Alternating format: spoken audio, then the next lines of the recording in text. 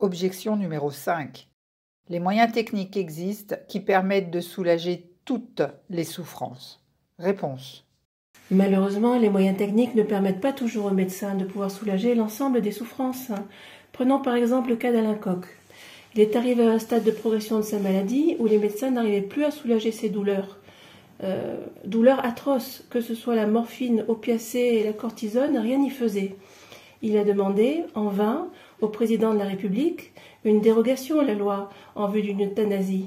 Mais au final, ces souffrances insupportables l'ont conduit à faire les démarches afin de bénéficier d'un suicide assisté en Suisse, ce qui lui a été accordé en juin 2021. La détresse n'est pas seulement physique. Une des maladies les plus redoutables est celle de Charcot. Elle apparaît généralement entre 50 et 75 ans.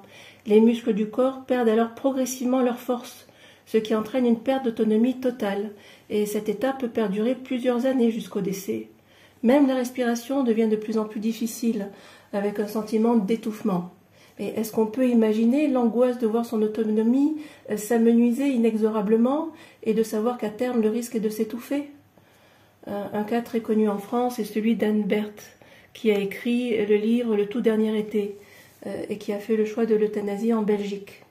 Les opposants ont tendance à minimiser ces souffrances réfractaires ou à les esquiver en citant des cas où le corps médical a réussi à calmer des souffrances. Je pense que de la même façon que l'on respecte le choix du patient de vivre jusqu'au bout de sa vie, je pense qu'il est également important de respecter celui de préférer mettre fin à sa vie quand il ne peut plus endurer les souffrances.